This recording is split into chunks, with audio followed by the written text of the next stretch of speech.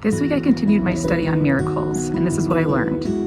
Sometimes miracles come immediately, sometimes miracles come over time, and sometimes we continue to wait on miracles until the next life. Hi, I'm Megan, and welcome back to Scripture Study Standouts.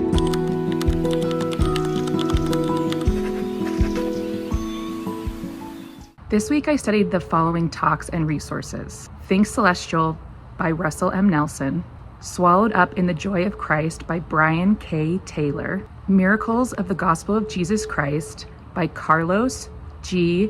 Ravillo Jr. I hope that's how you say his name.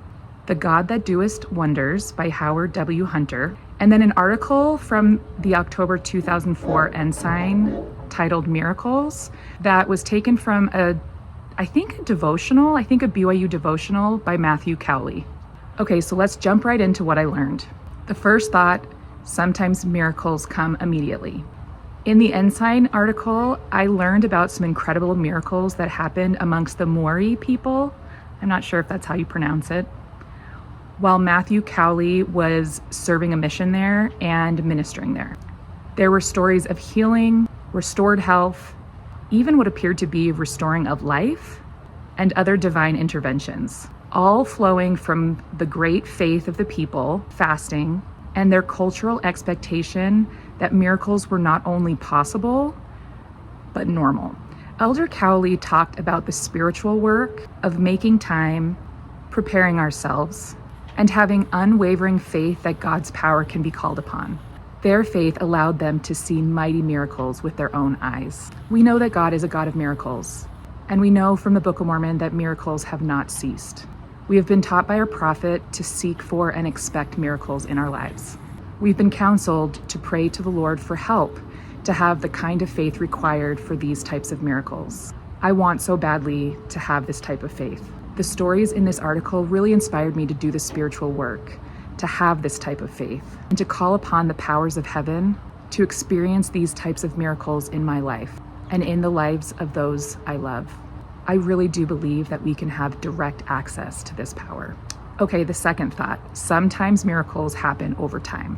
One of my favorite quotes from this week was from President Howard W. Hunter, who said, "The spring reminds us that God is a God of miracles, that his only begotten Son is the resurrection and the life." This reminds me of a small miracle I witnessed once that really stood out to me. One winter day, I was in my car stopped at a stoplight. I felt the sun on my face through the windshield, and it felt so warm and nice. I looked to the side of the road and saw the snow was melting, but the thermometer in my car said it was still below freezing. How could the snow be melting when it was still literally freezing outside? It shouldn't have been melting, but it was. The sun was shining directly on it, and that made the snow soften and slowly disappear.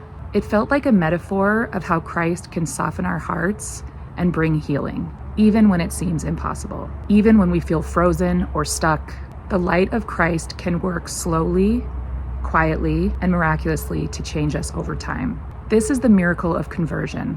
The gospel changes us, our hearts, our minds, and our lives. Conversion causes us to change our ways, align our lives to the gospel, and let go of wrong traditions. The gospel can bring us hope and joy, not only now, but it can and will bless countless others in future generations to come. And the third point, which is a little bit harder, is sometimes we continue to wait for the miracles that we are seeking. This is the hardest kind of miracle to talk about because it's the miracle that we don't see, at least not yet. Elder Jeffrey R. Holland said, "Some blessings come soon, some come late, and some don't come until heaven. But for those who embrace the gospel of Jesus Christ, they come." Waiting can sometimes feel like suffering, especially through the hardest trials. Elder Orson F. Whitney offered this perspective: "No pain that we suffer, no trial that we experience is wasted. It ministers to our education. All that we patiently endure builds up our character, purifies our hearts, expands our souls, and makes us more tender and charitable." President Nelson taught in his talk, Think Celestial, "As we look at all things with an eternal perspective, it will significantly lighten our load." He also said, "As you think celestial, you will view trials and opposition in a new light." And I think that's true. When I think of waiting on miracles, I also think of silver being refined by fire. My daughter sent me a reel on Instagram about this, and it really stuck with me. It explained that the refiner uses intense heat, watching carefully the whole time until he can see his reflection in the silver. Only then is it considered pure, and only then does the refiner know that the process has been completed.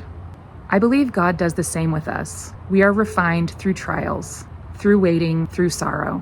I don't think God creates the trials, and I don't think God punishes us in order for us to grow and learn. I think trials are a natural consequence of living in a mortal world.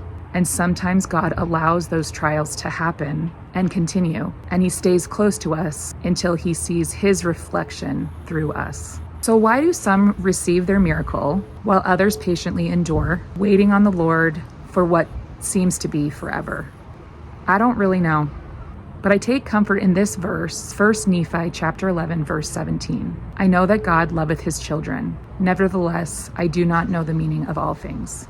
I do believe in miracles, the small and the quiet, everyday miracles, and the great, mighty, life-changing, awe-inspiring miracles, all that come through the power of God.